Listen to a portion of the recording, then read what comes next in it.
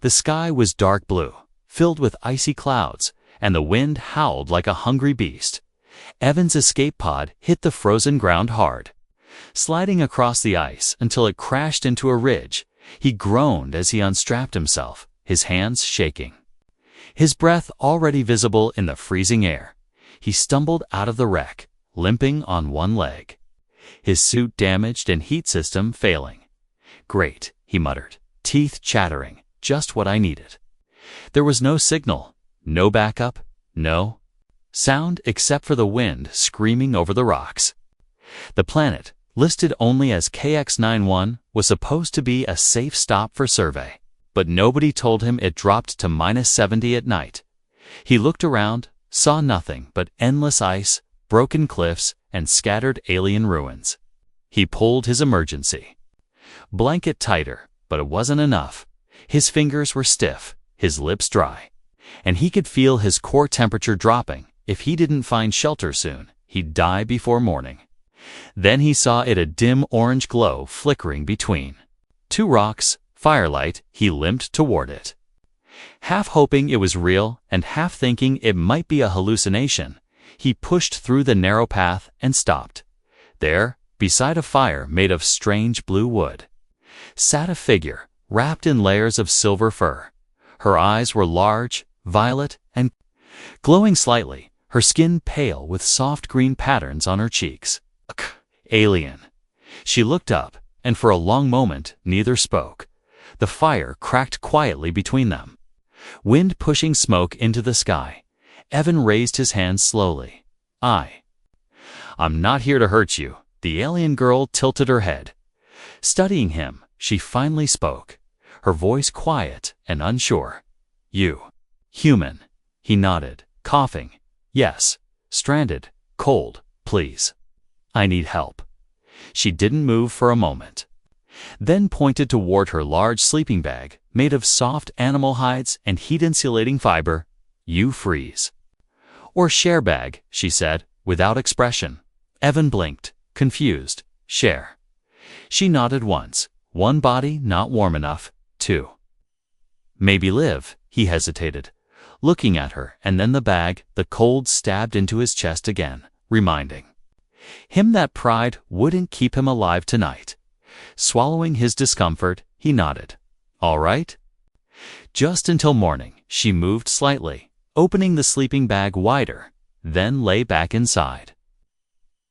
Leaving just enough room, Evan crawled in carefully, trying not to touch her too much, but the space was tight.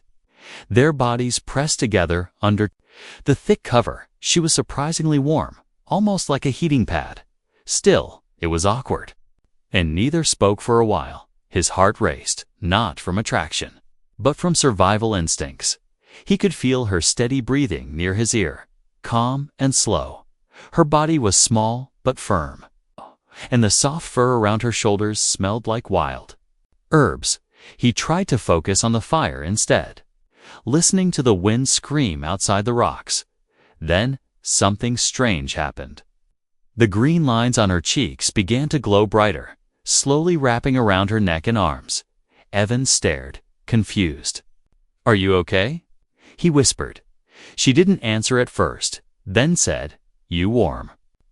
Markings react. He didn't know what that meant, but he didn't push it. The heat from her body began to melt the numbness in his hands. After an hour, his shivering stopped. Sleep was pulling at him, but something kept him alert. A strange feeling like they were being watched. He turned slightly, whispering, "Why are you here alone?" She didn't answer, just stared at the fire, eyes empty. Then she spoke in a low voice. "Hiding." "Hiding from what?" he asked. She didn't answer, but the look in her eyes said enough. Fear, pain, outside. A distant howl echoed through the frozen night, low and guttural. Evan froze, his eyes wide. "What was that?" she whispered. "They come." "They?" She turned toward him, her hand pressing gently against his chest to keep him still. Her voice dropped to almost nothing. No sound. "They smell heat. Smell fear." Evan's breath caught in his. throat, the wind outside grew louder, and in the distance. The sound came again closer this time. Whatever was out there was hunting. The sleeping bag suddenly didn't feel safe anymore, but her hand stayed on his chest. Firm and calm. "We stay," she said, "or both die." As the wind roared and the glowing fire dimmed slightly, Evan realized something. He wasn't just fighting to survive the cold anymore. He had just stepped into something much deeper, much stranger, and it had only begun.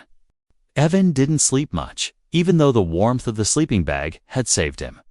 The alien girl barely moved through the night, but her eyes were always half open, like she didn't trust sleep. Outside, the wind never stopped, and every time it howled, he felt her body stiffen beside him. At one point, Evan whispered, "What are you hiding from?" She didn't answer at first, then slowly said, "Hunters."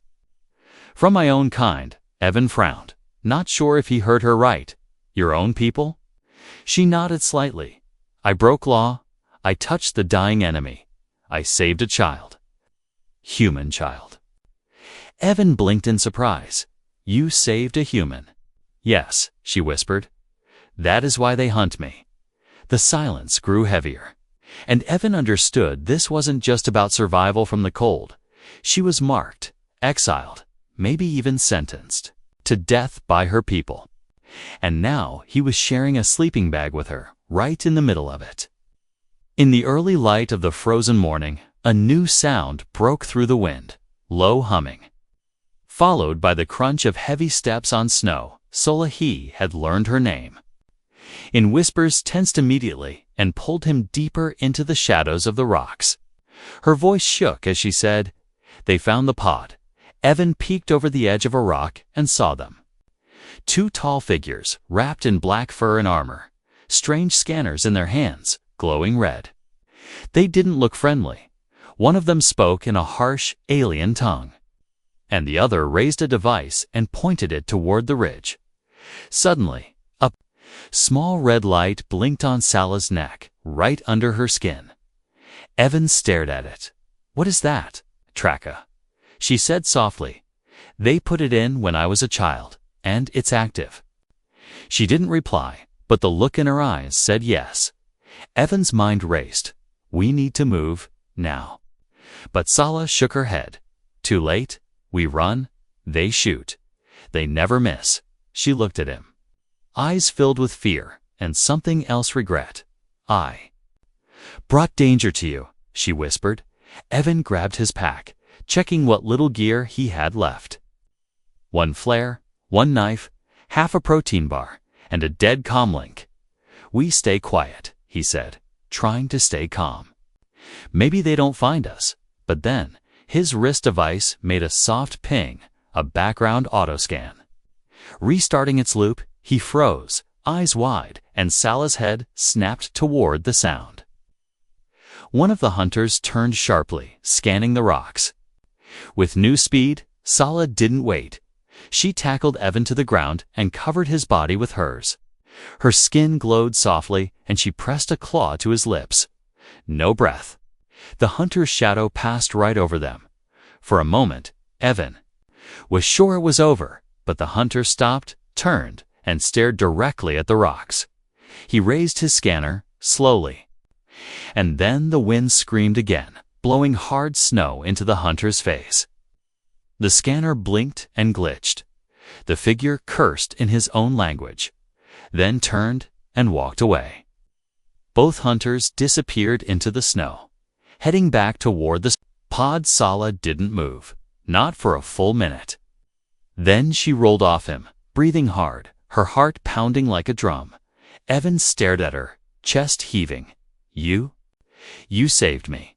She looked down, her voice barely a whisper. "Now we are both hunted." The fire had burned low, just soft embers now. They couldn't stay, and they both knew it. Evan helped her pack what little she had: some dried roots, a water pouch, a map carved on animal skin. They left the cave together, moving carefully through the frozen hills. Each step forward felt like a gamble, but neither of them had a choice anymore. The sun above was pale and cold, offering no warmth at all. Evan looked at Sala walking beside him, her silver fur moving with the wind. And he realized something strange. He didn't feel alone anymore, not even in this frozen nightmare. He didn't say it out loud, but in his heart, he already knew he wasn't just trying to survive. He was starting to care, and that was more dangerous than any hunter out there in the snow. They moved through the frozen plains without a word, the snow crunching under their boots. Evan's fingers were numb again, even with gloves. And Sala's fur-covered form blended with the landscape like she was born from it. He had no idea where they were going, but she did. She stopped only once to check a carved stone marker half buried in ice, then continued west toward a ridge lined with sharp black rocks. "Safe place," she said quietly, "hidden before the war." Evan didn't ask which war. He just nodded and followed. The wind roared across the flatlands, but Sala never looked back, not even once. Her pace was steady, her eyes sharp, like she was always listening for something just behind them. When they finally reached a crevice between the rocks, Sala motioned for silence. She knelt beside the ground and brushed away snow to reveal a metal hatch. Old and rusted, but still sealed tight. With a hiss of steam, it opened, revealing a narrow tunnel that led down into darkness. "Old supply shelter," she whispered, "built by human traders long ago." They stepped inside, closing the hatch above them, sealing the wind out. Inside, it was warmer, just enough to stop shaking. The walls were lined with ice-covered crates, some smashed open, others untouched. Sala moved quickly, lighting a small chemical lamp and handing Evan a heat pack. He sat down slowly, breathing out a long sigh. "You've done this before," he said. "Too many times," she replied, settling across from him.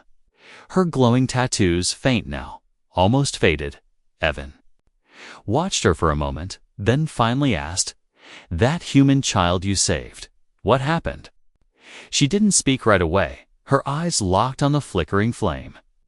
"I was young," she said at last. "He was crying, trapped under metal. Others left him, I did not. You saved him," Evan said softly. "I broke a rule," she answered, "and rules are law in my clan." She looked up, and for a moment, Evan saw something raw in her eyes, pain mixed with pride. "He gave me this," she said, reaching into a pouch and pulling out a small object. It was a cracked plastic figure of a bear, old, dirty, but clearly precious. Evan stared at it, then smiled faintly. "A toy from Earth," she nodded. "He said it would keep me brave." Evan leaned back, resting against the cold wall. "I lost people too," he said quietly. "My whole unit, gone." In a peace talk that went bad, she looked at him. "Your people and mine. We bleed too easily." They sat in silence again, the small flame casting soft shadows. Evan felt warmth now from the heat pack, but from the strange connection forming between them. He wasn't supposed to trust her, and she wasn't supposed to care. But somehow, here they were, alone together in the dark. Two broken strangers who kept saving each other. Suddenly, the ground vibrated, just a little. Then again, Evan froze. "Did you feel that?" Sala stood up instantly, eyes narrowed. "Yes." The vibration came again, closer this time. Evan moved to the hatch, but Sala pulled him back. "No, they'll hear." She grabbed a small device from her belt and pressed it against the wall. A low pulse rang out like sonar. A red dot appeared on the screen, slowly moving toward their location. "One of them," she whispered, scouting. Evan checked his pack again, still no weapons worth using. "Is there a back exit?" he asked. She shook her head. "No, only down." He glanced toward the floor, and Sala opened a panel beneath them. A ladder descended into blackness, cold air rising from below. "We go," she said, and climbed down without hesitation. Evan followed, heart pounding, the narrow tunnel pressing close around them. They emerged into a larger chamber. Natural rock mixed with steel beams, an old underground storage area long forgotten. Sala moved to the far wall, pressing her hand against a panel that lit up under her touch. "You memorized this place?" Evan asked. She nodded. "My father brought me here once before he vanished. More memories, more pain." But she stayed strong. Suddenly, a sound echoed above metal scraping against the hatch they had just left. The hunter had arrived. Evan turned to Sala. "If he finds this tunnel, we're trapped." She stared into the shadows, thinking fast. Then, without a word, she pressed her fingers to her own neck right, where the tracker was. "No," Evan said. "Don't do something stupid." But she didn't hesitate. She pulled out a small blade and dug the metal piece from under her skin.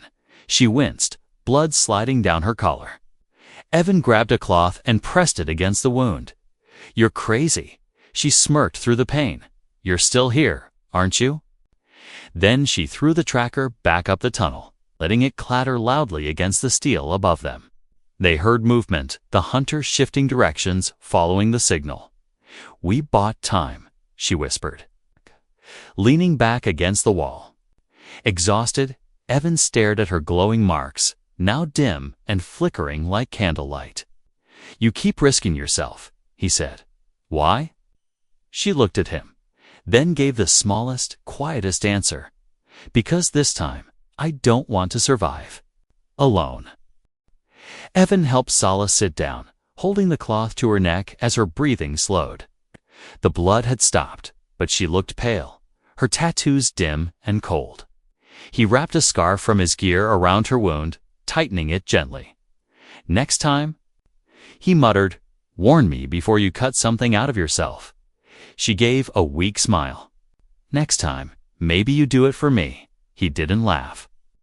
But he didn't argue either. Above them, faint echoes of movement passed through the tunnel walls. The hunter had taken the bait, following the tracker deeper into the wrong direction. For now, they had time. Evan scanned the dark chamber again.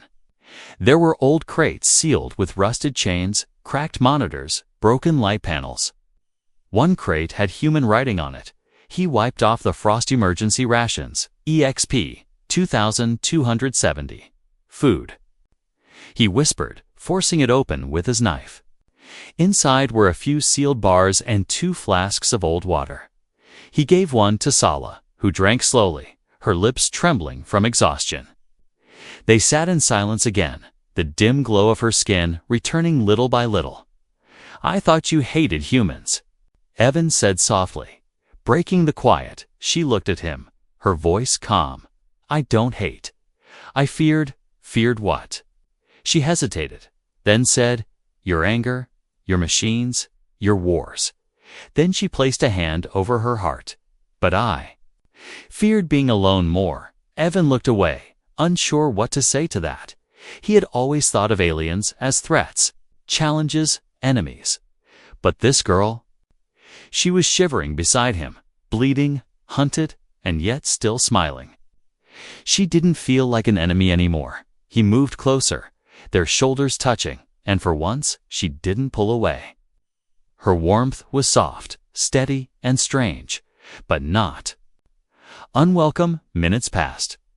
Then she spoke again. "My markings. They glow from heat, but also emotion." Evan glanced at her. "So when they glow, like before?" She nodded once, shyly. "I was afraid, but also safe with you." The words hit him deeper than he expected. He never came to this planet to bond, to connect, or to survive with someone like her. But here they were, breathing the same air in a freezing tomb under an alien sky.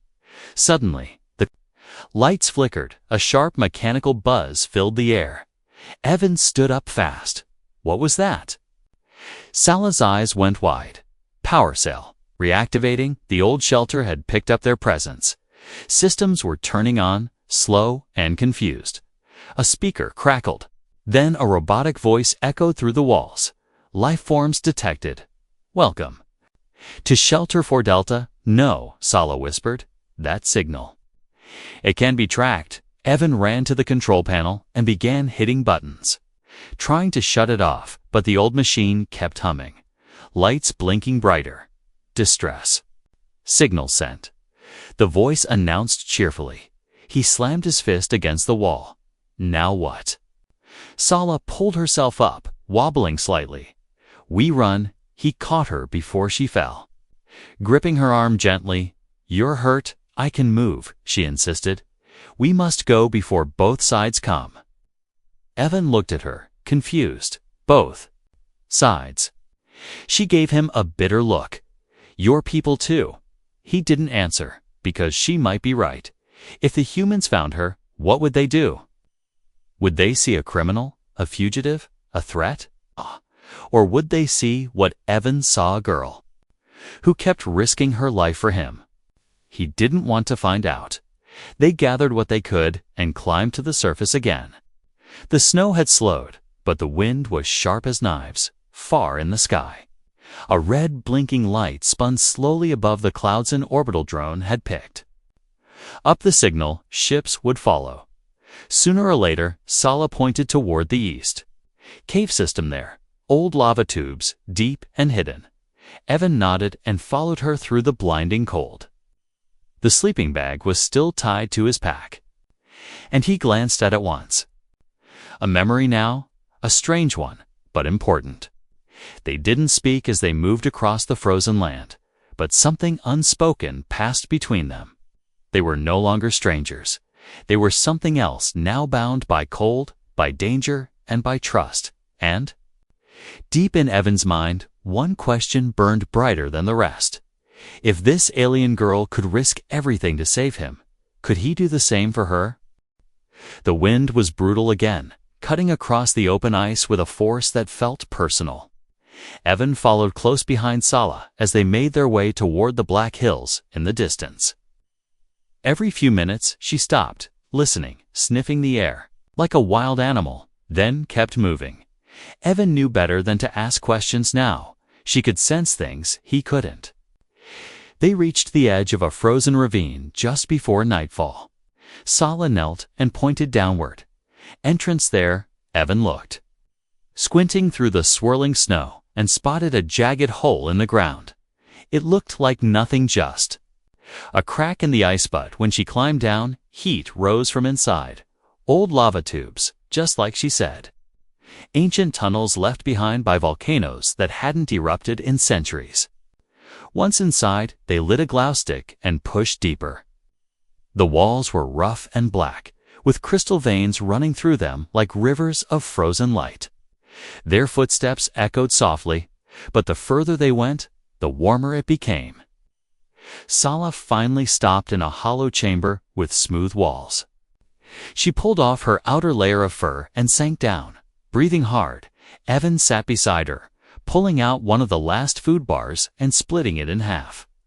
"Not much, but it's something," he said, offering it to her. She took it gently, her fingers brushing his. They ate in silence, listening to the distant sound of dripping water from deeper inside the cave. Then Evan pulled out his wrist communicator again, checking for signal. To his surprise, a faint green light blinked. The distress beacon had worked, and someone out there had pinged his ID code. He froze, staring at the screen. "What is it?" Sala asked, her voice soft but alert. "Someone's coming," he said. "Could be my people." She turned away slightly, her expression guarded. "That good for you," she said. "Bad for me." Evan looked at her. "They don't know what you've done. They don't understand. They won't care," she replied. "I helped a human once. That was my crime. Now I help too." He felt a tightness in his chest, unsure what to say. The light on the communicator blinked again, brighter this time. Whoever it was, they were close. Maybe hours away. Sala leaned against the wall, pulling her knees up and wrapping her arms around them. "If they find me, they'll take me," she said, "or shoot me before you can speak." Evan stared at her glowing tattoos, still faint but slowly returning. He thought about how many times she had saved him, dragged him out of the cold, hidden. Him from her own people, even cut a tracker from her own neck to protect him. And now, after all that, she was preparing to die in a cave. He stood up slowly and turned off the communicator. Sala blinked. "What are you doing?" He didn't answer right away, just stared at her with a quiet intensity. "You saved my life," he said, "and I'm not going to let anyone treat you like trash." She looked down, unsure how to respond. Then she said, "Why would you risk your own people's anger?" "Because you're not the enemy," Evan replied. "Not anymore." He sat beside her again. Closer this time, she leaned into him, her head resting on his shoulder without asking. The warmth of her skin pulsed softly, the markings along her, arms glowing brighter than ever before. "You don't have to protect me," she said, almost whispering. "I know," Evan replied, "but I want to." Suddenly, a soft beep echoed from his pack. He frowned. Pulling it open, his cum scanner had picked up something strange, a nearby energy spike. Artificial, not natural. "What is that?" Sala asked, already standing. Evan checked the scanner again, eyes narrowing. "Another beacon," he said, "but not mine. It's encrypted." Her face changed, her expression going dark. "Clantech," she said. "They're calling others, maybe hundreds." Evan stood quickly, grabbing his gear. "If we move now, we can still escape through the lower tunnels." Sala touched his hand to stop him. "There's one more way." He turned to her, confused. "What do you mean?" She looked back toward the tunnel they came from, her voice steady but grim. "I can lead them away." "Make them chase me again." "No," Evan said sharply. "Absolutely not." She stared at him, calm and certain. "You saved me with your silence. I save you with my steps." He grabbed both her shoulders. "Don't do this." Sala didn't move, but her markings glowed warm against his hands. "Evan," she said softly, "you are the only one who ever looked at me. Not with fear, not with hate, but with hope." Tears filled his eyes, but he held them back. "I can't let you go alone," he whispered. "Then don't," she said. "Come with me for a moment." Everything stopped. No cold, no fear. Just two souls in a dark cave lit only by her glow, and without saying anything more. Evan nodded. He would go with her, even into the fire. Evan didn't know where he found the strength, but once he agreed to go with her, his body stopped shaking. They packed quickly, moving through the lower tunnels while the scanner continued to beep with growing intensity. The enemy was near. Sala's people were sweeping the area, and whoever had sent the encrypted signal was closing in fast. There was no more time for hiding, no more space for doubt. Sala led them through a narrow crawlspace, her body glowing softly in the dark. Evan followed close behind, hands scraped, knees bruised. But he didn't stop. Not now, not after everything she had done for him. They dropped into a collapsed lava shaft. The floor cracked and glowing with faint natural heat. The tunnel opened wider, and for a moment, they breathed easier. Then the sound hit the metal boots on stone, echoes bouncing from every direction. Sala pressed herself to the wall, eyes wide, there in the tunnels. Evan pulled his last flare from his belt and looked around. Any way out? She pointed toward a steep slope that leads to the surface. But exposed, Evan nodded. "Then we make it count." He handed her the flare. Then took out the small emergency charge from his wristband. A tiny device meant to power gear in crisis, but it could also explode if triggered manually. Sala's eyes widened. "You'd stay behind?" "No," he said. "We throw them off, then run like hell." They moved fast, the footsteps behind them growing louder. The air sharper. Sala tossed the flare into one branch of the tunnel, then grabbed Evan's hand and pulled him toward the slope. Moments later, the flare lit up with a blinding red light, followed by shouts in her language. "They took the bait," she said, breathless. Evan didn't wait. He activated the charge, upset the timer, and tossed it back. A few seconds. Later, the tunnel behind them shook with a loud blast, rocks crashing down, sealing the passage. But the noise had drawn attention from above as they reached the slope's end. 2 armored figures were already descending. Weapons raised, Sala froze, pulling Evan behind a large rock. "Only way past them is forward," she said, voice. Steady Evan looked at the sleeping bag still tied to his pack, smiled grimly, then dropped it. "No more hiding," he said. "Just run with me." They charged together, Evan tackling one of the guards while Sala swept the other's leg. With a spinning kick, she moved like a shadow, fast and precise, claws slashing, markings glowing like fire. Evan struggled, dodged a strike, then punched the guard's faceplate with everything he had. The helmet cracked and the figure went down. For a moment, all was still, both enemies unconscious at their feet. Evan panted hard, blood on his lip, and Sala touched his cheek gently. "You fight like a mad beast," she said, smiling faintly. "You glow like a falling star," he replied. They climbed out of the tunnel into the cold light of a new day. Snow still fell, but the wind had slowed. Ahead of them, a flat stretch of frozen ground led to distant cliffs and a possible drop-off, but something was wrong. In the sky above, a new ship hovered, sleek, dark, human. It wasn't a rescue vessel. It was a patrol-class dropship, and its guns were hot. Sala's eyes narrowed. "They came for you." Evan's face went pale. "No, that's not my unit." "I don't know who they are." A voice crackled from above through loudspeakers. "Human scout identified.